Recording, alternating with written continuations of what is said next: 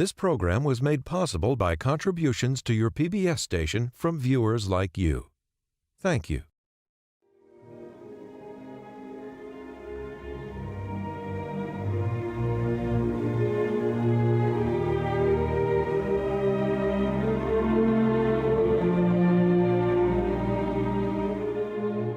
Good evening and welcome to this PBS NewsHour special, Prince Philip, A Royal Life. The Duke of Edinburgh passed away last Friday at the age of 99. He leaves his wife, Queen Elizabeth, a widow, and his 4 children, Prince Charles, Princess Anne, Prince Andrew, and Prince Edward, as well as 8 grandchildren. Prince Philip had experienced various health complications over the past several months and was most recently released from the hospital in March. To help us put Prince Philip's long life into context, I'm joined now by Wesley Kerr, a former royal correspondent for the BBC and other outlets. He first met Prince Philip in the late 1970s. Wesley Kerr, thank you so much for talking with us. Tell us, what are the British people saying about this man who was in their lives for what, more than a lifetime? So I wouldn't say it's national mourning, but I think we're all very, very sad, and many people are deeply distressed, especially older people, people in the services, people in the hundreds of charities that he worked in, and you know, people who see the monarchy as a fantastic symbol of Britain, which kind of endures whatever the other difficulties are. The Queen's popularity has always been enormous, and Philip's with it. The Queen is still very much the most loved person in the United Kingdom, and I think it would be possible to say, and I think this has become evident since he died, that Philip is perhaps the most, or was perhaps the most respected person in the United Kingdom. It's been very much a joint thing that although she's been the sovereign and the Queen, I think that the fact that he has been her strength and stay, that he's been beside her for all, you know, the 250 foreign tours, tens of thousands of engagements. So it's been a team. We feel for her with her grief at this terrible time after 73 years of marriage. And even though he'd been in the hospital, there was a shock at the suddenness of this, because he was due to be 100 in 2 months' time, and people thought, he's come out of the hospital, he's had maybe a new stent, maybe he'll make it to 100. It sounds as if people almost had a personal relationship with him. I mean, despite the fact he's the royal and someone who's apart from them. Yes, I met him many times. Not that long ago, I met him on a ship moored in the centre of London for an event to commemorate the Second World War. And he had earlier that day been at Parliament, opening Parliament with Her Majesty the Queen and all the ceremonial. And I said to him, oh, you must be a bit tired to have this engagement after that. He said, call that work? So there was a rather characteristic sort of bluntness about him. But he was actually very, very warm. He was very much as an all-round action man. And I suppose the Queen is a more placid person, and they were most amazing foil for each other. When they would be abroad on a tour, and they would be dining in some huge room, they would arrange the tables so that they could see each other, and they would smile across at each other. So actually it was a great love story. Wesley Kerr, thank you for beginning to fill out the portrait of who Prince Philip was. We'll be back with you in a little while, but first, here is a look at the life of Prince Philip from Sharn Williams and our partners at ITN Productions.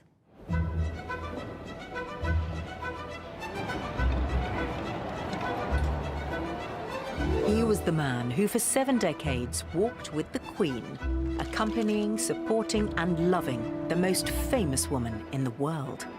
And he was just perfect for the country at the time, perfect for the Queen. It must have been a special marriage. His Royal Highness Prince Philip, Duke of Edinburgh, was the longest-serving royal consort in British history. He shared a lot of the difficult times with the Queen in a way that no one else could. As a partner in the most high-profile of marriages, his character influenced the evolution of the British monarchy. He wasn't part of the great social set of England at that time, and so he was a breath of fresh air.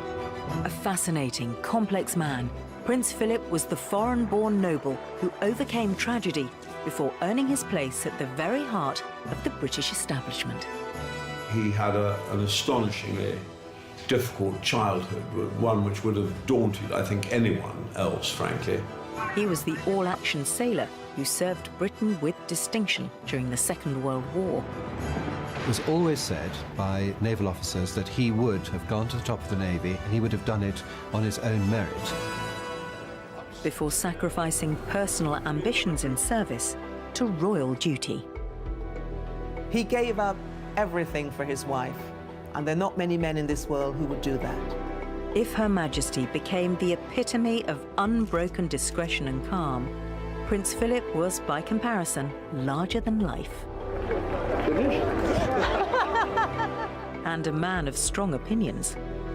It remains to be seen whether those in political authority can shoulder their responsibilities in time. He enjoyed getting things done, and getting things done means being outspoken.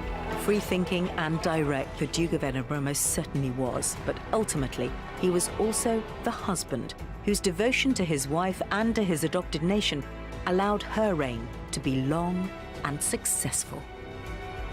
He has quite simply been my strength and stay all these years. And I and his whole family, and this and many other countries, owe him a debt greater than he would ever claim, or we shall ever know.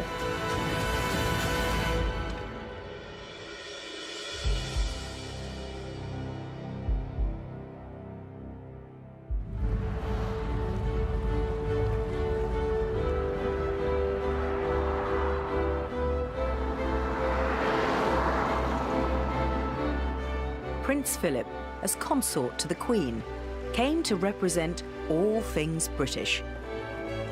However, the man himself was famously, of course, not British-born. Prince Philip was officially born as a prince of Greece and Denmark, but the Greek royal family actually had no Greek blood whatsoever because a Danish prince, his grandfather, had been sent down there in 1863 to become King of Greece, and his mother was a Battenberg, so she actually was a great-granddaughter of Queen Victoria, born at Windsor Castle in 1885. It was a tumultuous time in Greek history. With the life of his father under threat following a military revolt, the infant Prince Philip was whisked to safety in a British warship as the family began years of exile across Europe. In later life, Buckingham Palace would become his official residence, but during those childhood years, Prince Philip would live at various times in France, Germany, and across Britain. When people asked him later on in life, you know, what language did you speak at home, for example? What language did you speak at home? He would sort of shoot back very sort of furiously and say, what do you mean at home? Because essentially he didn't really have a home. Philip was the youngest of 5 children and the only boy. As well as dealing with their life in exile, the marriage of his parents soon ended, his father effectively abandoning the family, his mother suffering a nervous breakdown, which meant the young Philip would be cared for by an English guardian. He once said to me, my father was away, my mother was ill, I just had to get on with it. And that was very much his attitude all through life. Prince Philip's family may have been royal, but after fleeing Greece had little wealth and were almost entirely dependent upon the generosity of their relatives. And it was those relatives who funded Philip's education, most importantly, allowing him to attend the newly established Gordonston. Gordonston had been founded by a German émigré, Kurt Hahn, whose principles would leave a lasting impact upon the young Philip. Prince Philip, through Gordonston, developed a love of outdoor exercise and a real movement away from introspection. You don't want to sit around thinking about your feelings. You do your duty, and that's what's important. So Prince Philip was schooled in duty not only through a royal upbringing, but most of all through Gordonston, when the idea was you create self-disciplined, organised, efficient individuals, not prone to too much introspection. He had a sort of inbuilt self-reliance, you know, even before he went to Gordonston. But I think Gordonston definitely helped to foster it and sort of build it into something more durable, perhaps. It was while studying in Scotland that Philip was rocked by yet more family heartbreak when his sister Cecile was killed in a plane crash. He was called into his headmaster's study at Gordonston and told that his sister had died with all her family, and the fact that she was pregnant at the time, that really did upset him hugely. One figure who would eventually help the young prince navigate such a difficult adolescence would also become his guardian, Louis Mountbatten. Louis Mountbatten, when he took over the job of sort of bringing Prince Philip up, his first most significant thing was to steer Prince Philip away from his original ambition, which was to join the RAF, and to follow the sort of Mountbatten family tradition and join the Royal Navy. The first step in that seafaring career would see the teenage Philip attend the Royal Naval College at Dartmouth, where he'd excel.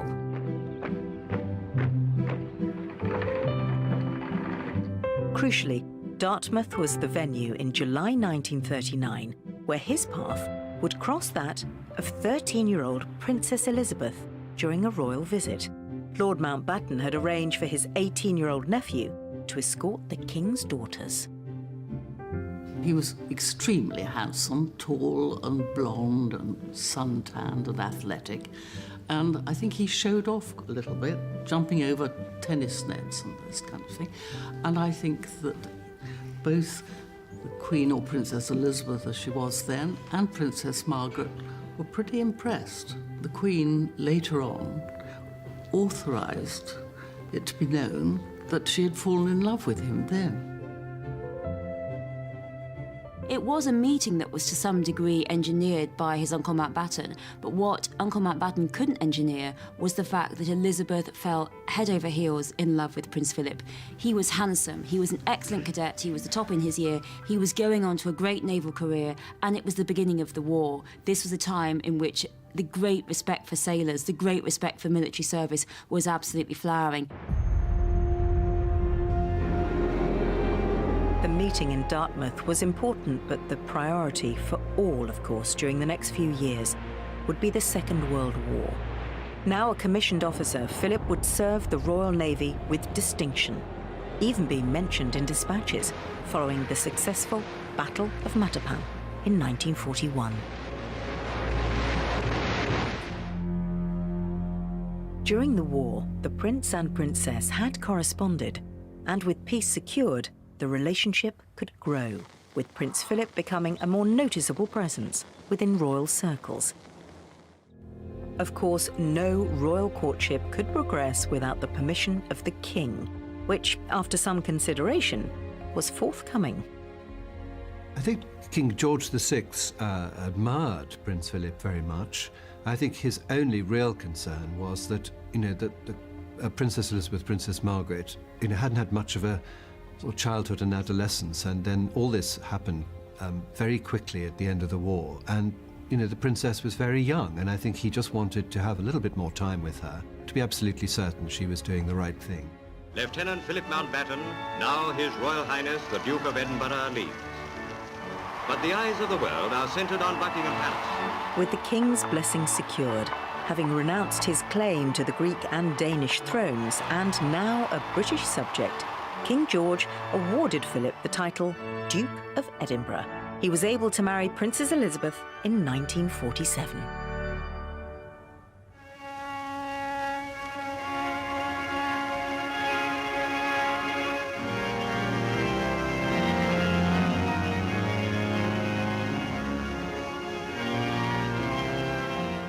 And now they are man and wife.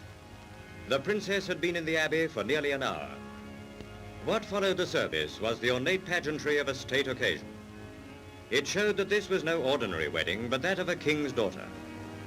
Following the bridal procession came the bride's father and mother, It was clearly a love match. You only had to look at the photographs of them. However posed the photographs were, they were clearly a young couple who were so in love with each other, a very handsome young couple. And for the public, the idea of a love match and their beloved princess being in love was so exciting to them. People after the war were desperate for some good news.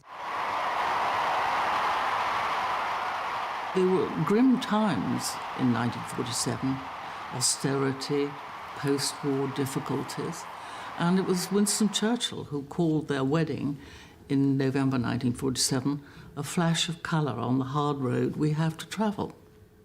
And I think that's how people saw it, a lovely party-ish occasion.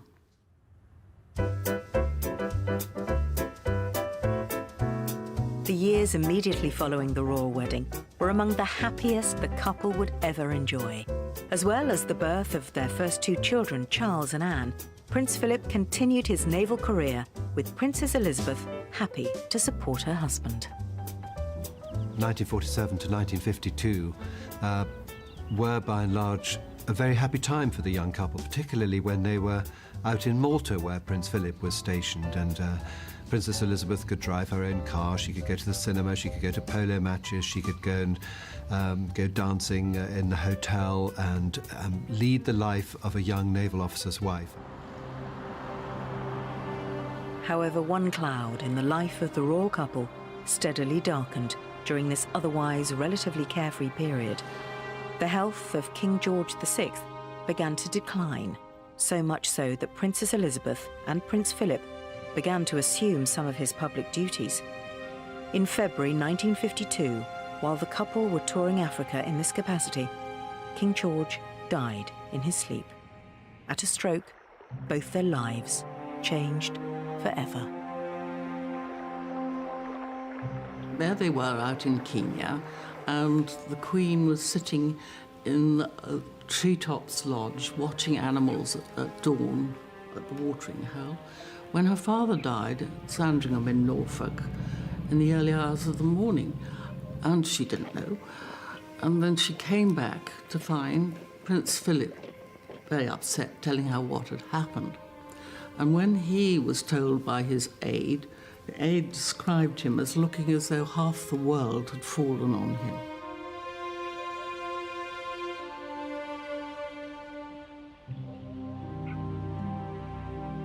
Elizabeth Alexandra Mary is now, by the death of our late sovereign of happy memory, become Queen Elizabeth II. As well as the personal family loss, the prince was immediately aware that his naval career was effectively over, as he was now consort to the Queen. I think he would have contemplated 20 years which they could lead their own lives, and during that time, undoubtedly his ambitions were concentrated on the Navy, and he might well have gone a long way. The worst thing that happened to Prince Philip in the course of his adult life really was the early death of the king, because he wanted to prove himself in the Navy, and it was always said by naval officers that he would have gone to the top of the Navy, as did his uncle, Lord Mountbatten. The Crown of England, the Archbishop performs the simple, yet the most significant ceremony of the Queen's coronation. The coronation of Elizabeth II would take place the following year, in June 1953, an event watched by some 20 million people across the nation.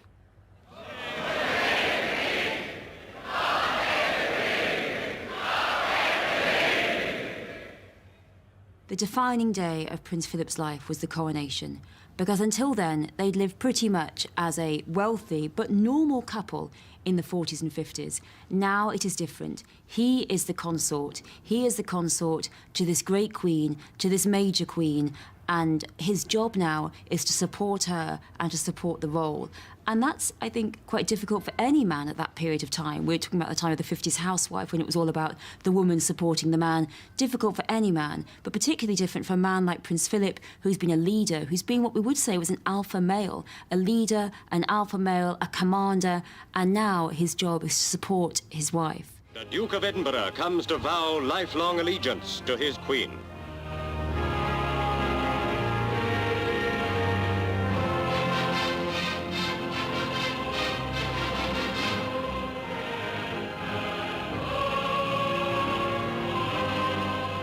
The Archbishop of Canterbury, he was all for keeping Prince Philip sort of out of the main part of the service as much as possible, and the Queen was equally as determined to bring him in as much as possible. When Elizabeth had become Queen, Prince Philip expected, as was customary, the new royal household would cease to be Windsor and instead take its name from him as patriarch. But this didn't happen. Well, Prince Philip was absolutely furious and upset and said, "I'm nothing but a bloody amoeba. I can't even give my name to my children." And he said that every man in Britain, even the poorest working man, he gives his children his name, and he could not. And that was a real blow to his manhood. It really was. And so it was very upsetting to the Queen, but she simply knew it had to be the Royal House of Windsor. It could not be the Royal House of Mountbatten. That was not possible. The politicians wouldn't allow it. The royal family wouldn't allow it.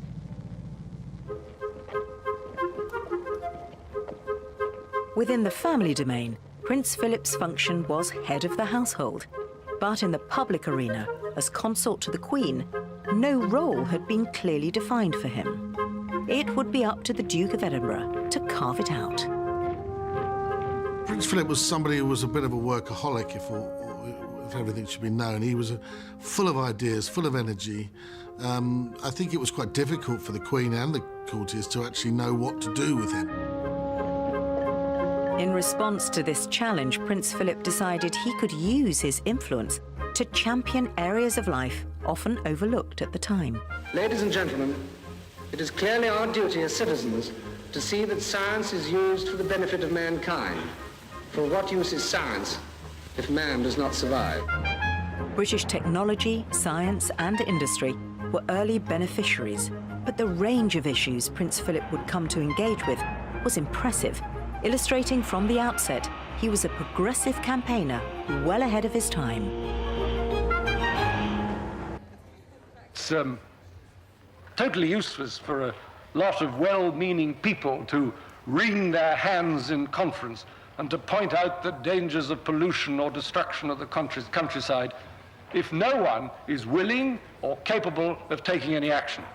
Well, sir, time is fast running out, and it remains to be seen whether those in political authority can shoulder their responsibilities in time and act quickly enough to relieve a situation which grows more serious every day.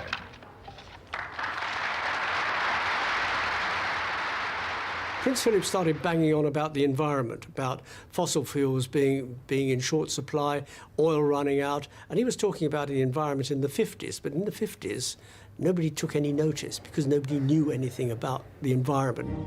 Alongside his work in conservation, in 1956 he founded the Duke of Edinburgh's Award, the self-improvement programme for young people, which would eventually become one of his greatest legacies. His sincere desire to help the next generation make the most of their lives was evident from the outset. This scheme is not a cure, it's a preventative. Once you've got a soccer hooligan, you've got a soccer hooligan, and somebody else is going to have to try and cure him of that. The purpose of the scheme basically is to try and catch people while they are moderately civilized still and keep them that way. I have a feeling the reason why the Duke created the Duke of Edinburgh Awards was to make sure that there were people who were left behind were always thought about, given opportunities, because once you give a child or a young person an opportunity to prove themselves, they flourish, and that's what the Duke of Edinburgh Awards is all about. So how would you sum up the identikit young person you might meet? Are they enthusiastic? Are they lazy? Are they inquiring? Some of all. Yeah, I don't think you want to generalise about young people. It's very dangerous. But there's no sense you have that they're less willing to take risks nowadays? You know, we hear this I think there's a great danger about generalising about young people, because you can find somebody who's the exception, or not just somebody, but a whole group of them who are exceptions. During his life, Prince Philip was actively involved with hundreds of charities and organisations. One of his strengths as an advocate was his willingness to speak his mind on a range of topics, while often writing his own speeches as well. Prince Philip had a little bit more room for manoeuvre. He still had to support the Queen's neutrality, but he could encourage discussion and reach conclusions that perhaps allowed people to say and do what they thought. With Prince Philip writing his own speeches made those around him, his staff, his secretariat, a little bit nervous because they were never ever terribly sure what he was going to say until he delivered it. He was one of those people who tend to play close to his chest, and he'd never pass the speech around for others to see and others to vet it. He knew very well that he had to steer off politics, but there was a way of delivering a message that might have a political overtone and delivered in such a way that it didn't rock the boat. However, Prince Philip's frankness could take his audience by surprise on occasion, as it did in 1969 while in Canada, where he seemed to suggest Canadians could sever ties with the monarchy, if so inclined. I believe that it's part of the structure of our society, and particularly in this country and the United Kingdom. I think it's valid, but it is for the purpose of the community here, and this is how it should develop. If there is a consensus of opinion that it's outlived its value, well, then let's come to an amicable agreement about it. Really, we should be beyond the point where we have to have a revolution or something about these things. He enjoyed speaking out. He enjoyed getting things done, and getting things done means being outspoken at times. He was a man who was ahead of his time. When you think of all the things he campaigned for, the environment, food, looking after the world, you know, if you're ahead of your time, sometimes you're misunderstood, and I think that's what probably happened on many, many occasions to the Duke of Edinburgh.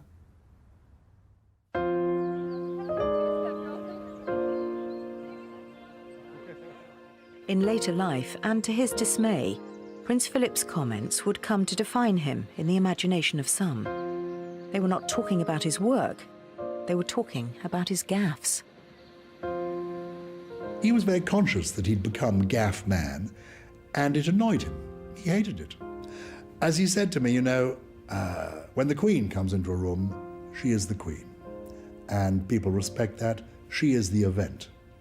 When I come into the room, well, I go down endless lines shaking hands, and I do at least try to make one person in the lineup laugh. The Prince's latest gaffe was made as he accompanied the Queen's visit to an Aboriginal cultural centre. The palace leapt to his defence today, reportedly claiming that his comments were meant in good humour.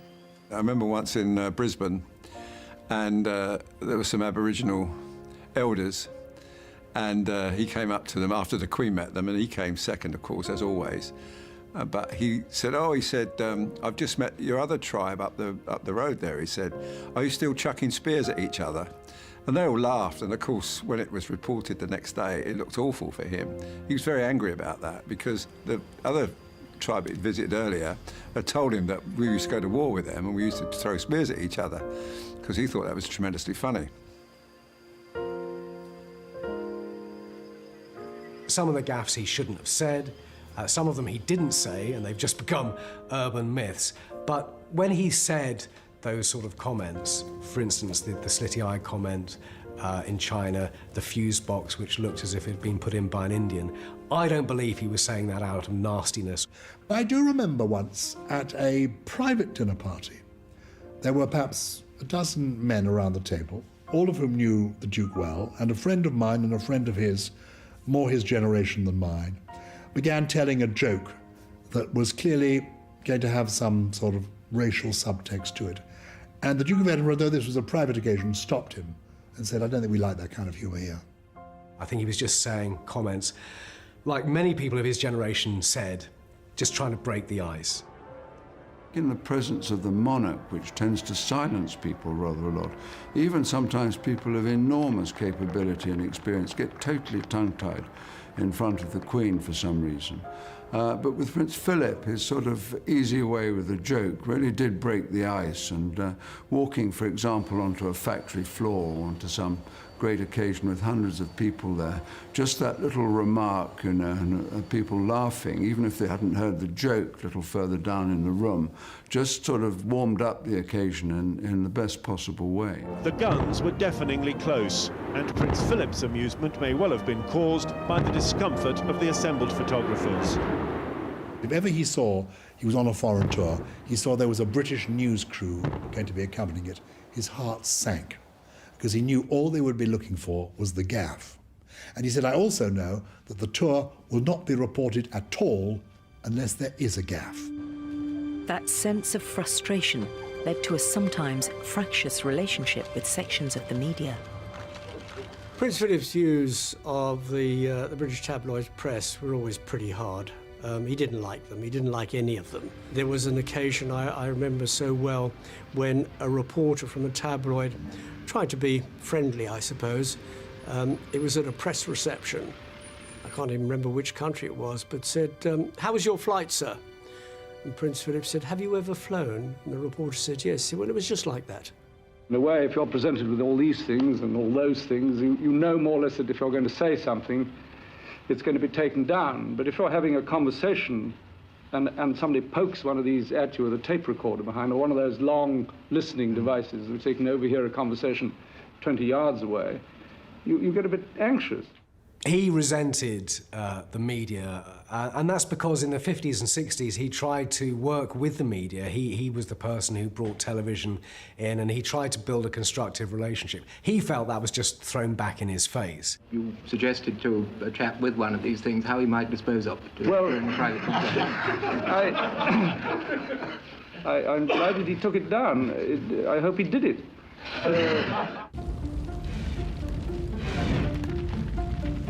The relationship between monarchy and media would become further strained during 1992, with some press reports criticising the cost to the public purse of repairing the fire-damaged Windsor Castle.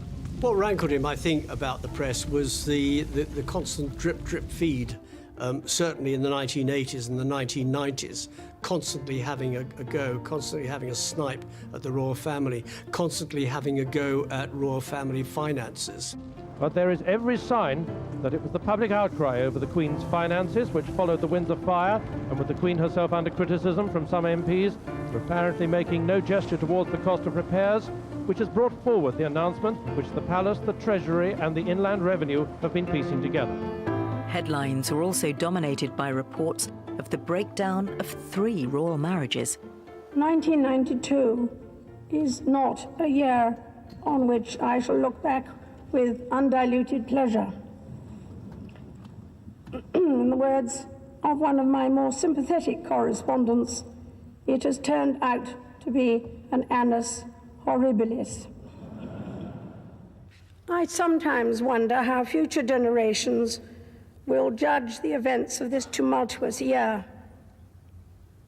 I dare say that history will take a slightly more moderate view than that of some contemporary commentators. The Queen was getting blamed left, right and centre by the media of not being able to control her family, which was a bit rich, suggesting that the Queen should be able to control her family, control their marriages. There's nothing that she could do about it. These are adult people, and if the marriage goes pear-shaped, then that's it. Nothing she can do about it. But she did have the support of Prince Philip. She was able to talk to him. He was a comfort to her. He'd always been a comfort to her, right from the day that they got married on the 20th of November 1947. Without doubt, the most damaging incident was the separation of Prince Charles and Diana, Princess of Wales.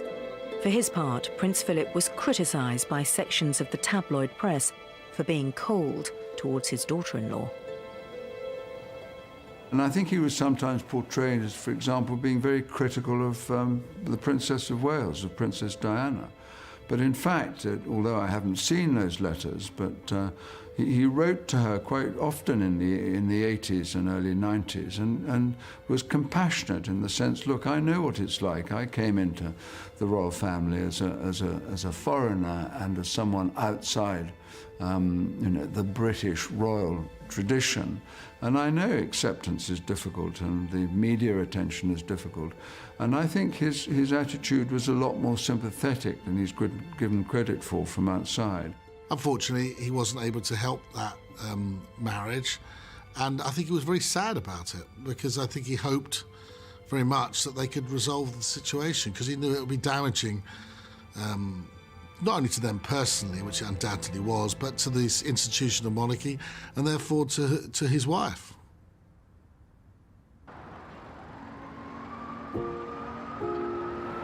In their first official announcement, detectives investigating Saturday's fatal crash have said the driver of the limousine in which the Princess of Wales and Dodi Fayed were travelling had been drinking that night. The amount of alcohol in his blood well above the legal limit. If the monarchy had felt under attack in 1992, 5 years later, in August 1997, the death of Diana in Paris would precipitate the fiercest criticism they had ever faced. As head of the royal household, Prince Philip would help steer them through this dark hour. Prince Philip was a tremendous support to both William and Harry, as was the Queen. They were up at Balmoral when William and Harry were there. Prince Charles was there with them, their dad. And this was a tremendous shock to everybody. And what needed to be done was to help and counsel William and Harry to come to terms with the tragedy that had happened to their mother before they had to return to London. There was a lot of vicious press reporting aimed specifically at the Queen and Prince Philip for not being in London, particularly the Queen for not being in London at the time of the build-up to the funeral, not considering for a moment that William and Harry needed their grandparents and needed their father, needed to be shielded from everybody. This week at Balmoral, we have all been trying to help William and Harry come to terms with the devastating loss that they and the rest of us have suffered. With the royal family back in the nation's capital, behind closed doors, Prince Philip would help guide his grandsons through perhaps the most difficult event of their lives. Emerging from St James's Palace, Duke of Edinburgh behind Earl Spencer, and they are walking down to the Mall just as the cortege will pass, and they are clearly going to take their places behind it and walk behind it on what is now the traditional processional route from here. Philip knew that the protocol, whatever your age, was to walk behind the coffin of your parent, and William, understandably, wasn't sure whether he could do that. Now, it wasn't protocol for Philip to walk behind the coffin of his daughter-in-law, but he said to William, "If I walk, will you walk with me?"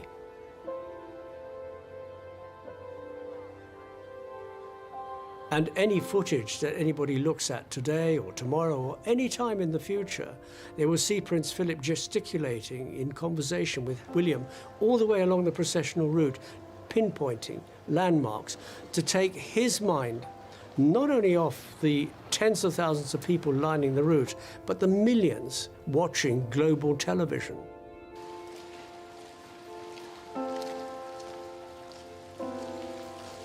A reassuring pat on the back for Prince William from his grandfather.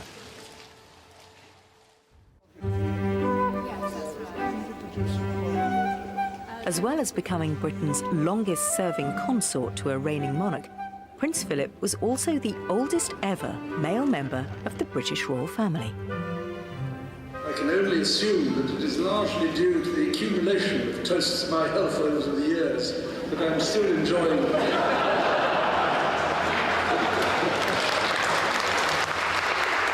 a very satisfactory state of health and have reached such an unexpectedly great age.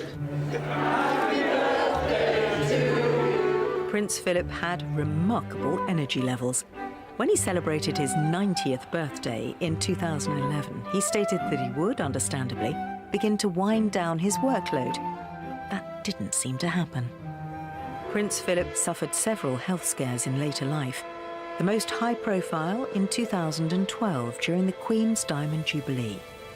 Poor weather during the river pageant caused Prince Philip to become ill and then hospitalised with an infection, forcing him to miss some of the subsequent celebrations. At the service at St Paul's, the Queen was going up the staircase at the cathedral on her own, and suddenly she looked really alone. You looked at those pictures and you thought, something's wrong here, what's missing? And of course, what was missing was the person, the one person who's been by her side for more than 60 years. I think just a good rest is probably required. Mind you, I think... Yes, inevitably, I think so, absolutely. And we were all... He's been watching it all on television, so... Prince Philip would recover, but perhaps his absence had spurred some to reflect on the prospect of losing him one day. Now that day has come, what insights do we have about the real Duke of Edinburgh? He would admit he was irascible and didn't suffer fools gladly, but he was a complicated guy. He was also very funny. The Queen and the Duke certainly do seem particularly at ease here. It was the Duke himself who decided that they should spend the actual day of their anniversary on Malta for this very private of public couples. Quite a romantic gesture.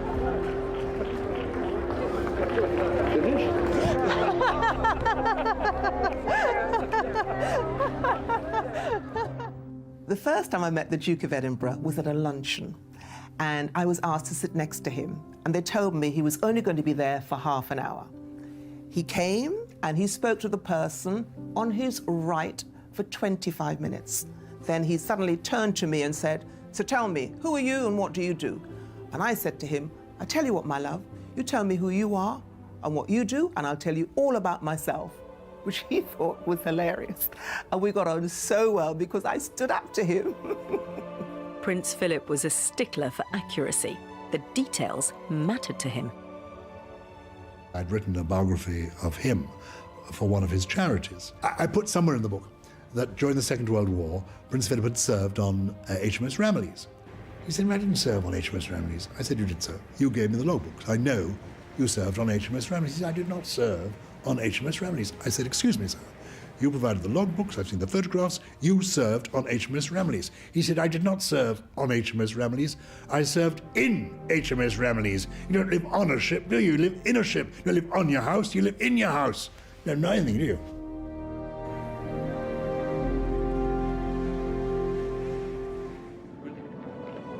I remember at the time of the commemoration of the 40th anniversary of the Second World War, he was being interviewed by a television team about his own contribution. The interviewer asked him, well, what did it feel like? You were being fired upon and you were there in a huge naval battle during the Second World War. What did it feel like? And was it very frightening? He said, well, you just got on with the job. And then afterwards, there weren't counsellors around saying, look, do you feel all right? Are you okay? Are you going to be able to manage? You just got on with the job, And immediately that was picked up by the press saying, this is very unfeeling and all the rest of it. And I remember thinking, actually, that's the man.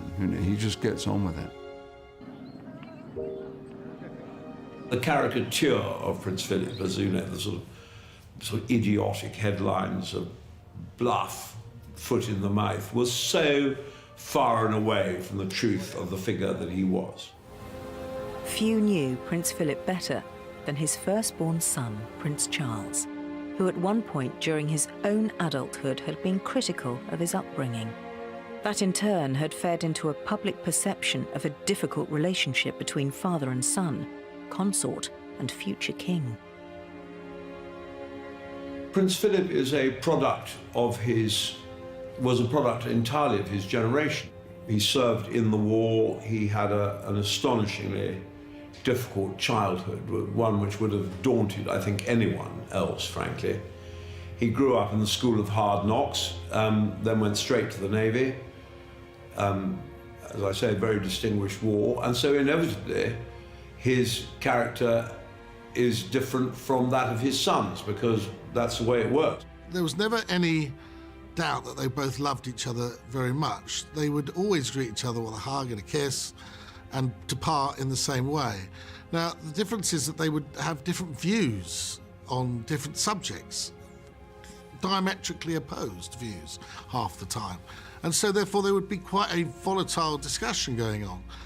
But as someone said to me, that doesn't mean they don't like each other. It just means they disagree with each other, and they would part with a kiss. And there was never any doubt that there was love between them. That love of family grew as the royal family grew. Philip lived long enough to see the arrival of 8 grandchildren and see them marry. he was also able to welcome the arrival of great-grandchildren, a fourth generation of royals. Of course, the most important relationship of Prince Philip's life was with his wife, Her Majesty the Queen. And in terms of defining his contribution and legacy, it's her words that guide many. All too often, I fear Prince Philip has had to listen to me speaking.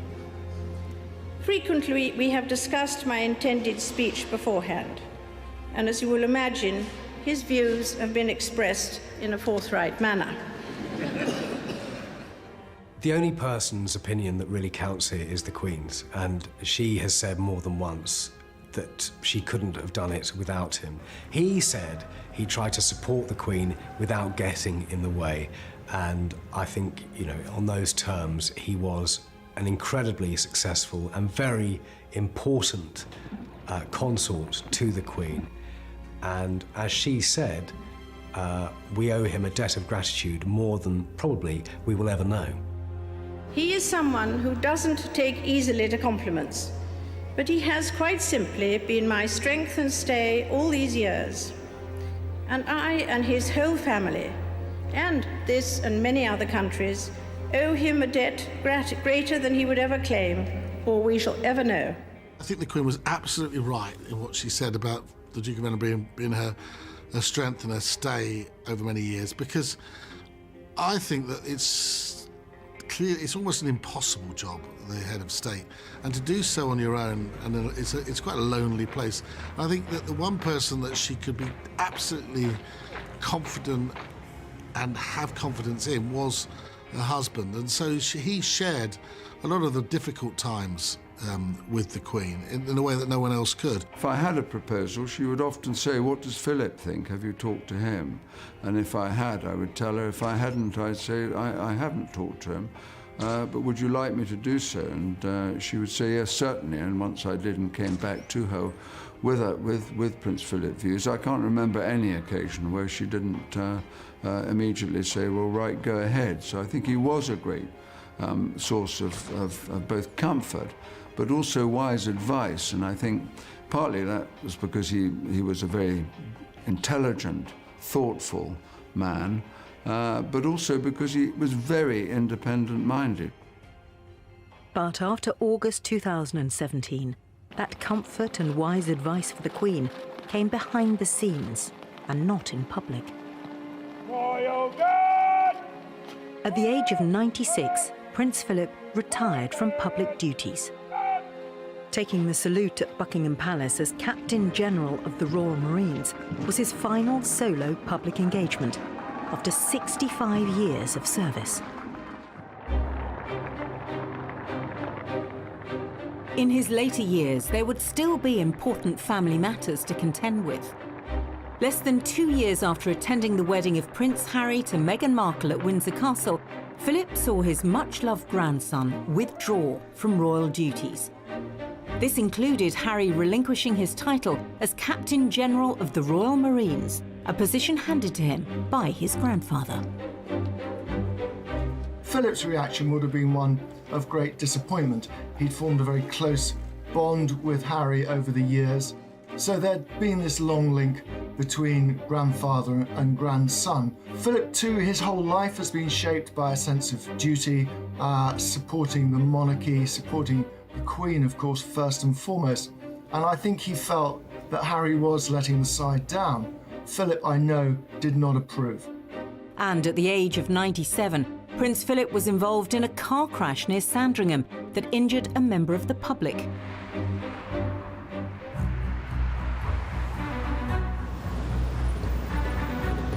Despite these events, the importance of the monarchy would once again come to the fore at a time of crisis during the coronavirus outbreak.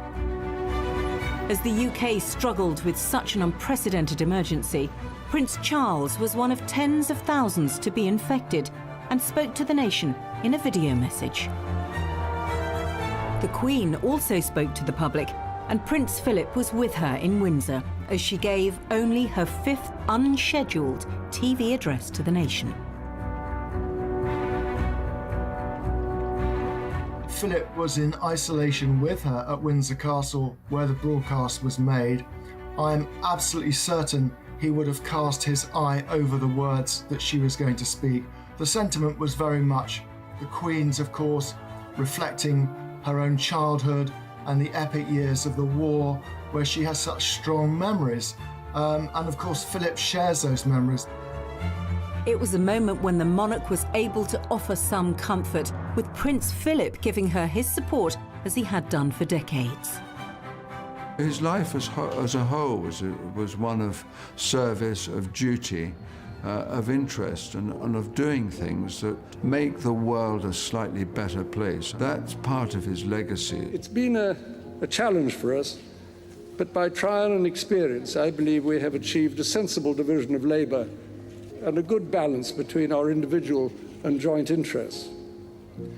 Because after 50 years of experience, I find there's a great temptation to give advice. The trouble is that no two marriages are quite alike.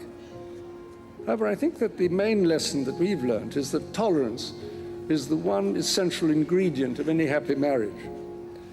It may not be quite so important when things are going well, but it is absolutely vital when things get difficult. And you can take it from me that the Queen has the quality of tolerance and abundance. Among the countless images he took of the couple, for Arthur Edwards, perhaps this one encapsulates best the bond between Queen and consort, husband and wife.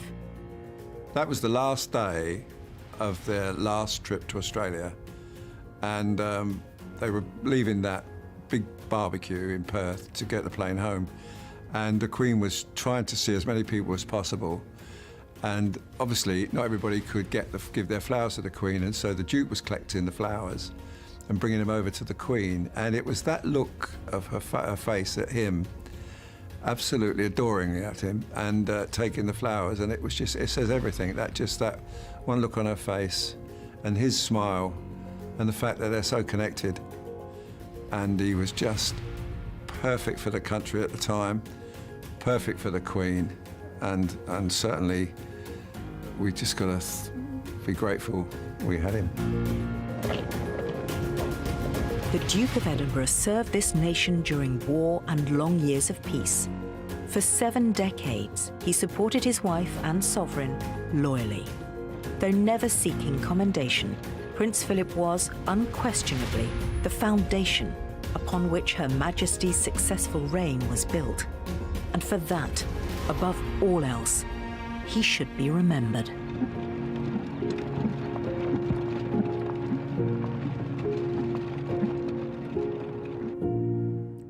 What a life and more than 7 decades of marriage. Thank you again to Sharn Williams and our partners at ITN Productions. I'm joined once again by longtime British royal correspondent Wesley Kerr. Wesley, you listened to that, you watched that story of Prince Philip, and you think about the relationship of the two of them. We are so accustomed to seeing them together. What is it going to be like for Her Majesty the Queen without him? To lose your strength and stay, your life partner who you've been in love with since 1939, who you've been married to since 1947, and with whom you've shared this astonishing life. People think of the British royal family as austere, but actually in these palaces, in the private areas, there's lots of laughing and joking and humour. And he was able to make her laugh, to calm her down. I mean, she's actually quite a shy person, naturally. You'd often see her having to sort of prepare herself mentally before going into a big event, going into a room. But she always knew there he was behind her, beside her, or working the room on the other side. And then in addition to the 250 tours that they did together in different countries, often lasting weeks and weeks in the old days when it was on the yacht, he did hundreds and hundreds of visits in support of his charities or military causes. So the amount of energy and hard work, I think, is something that he was doing really until he was 95. He made over 5,500 speeches all over the world about environmental causes, about green issues, about conservation. they invented this thing called the walkabout, where they would just like kind of plunge into a crowd, not in a politician sort of glad-handing way, but just standing back and letting people chat to them.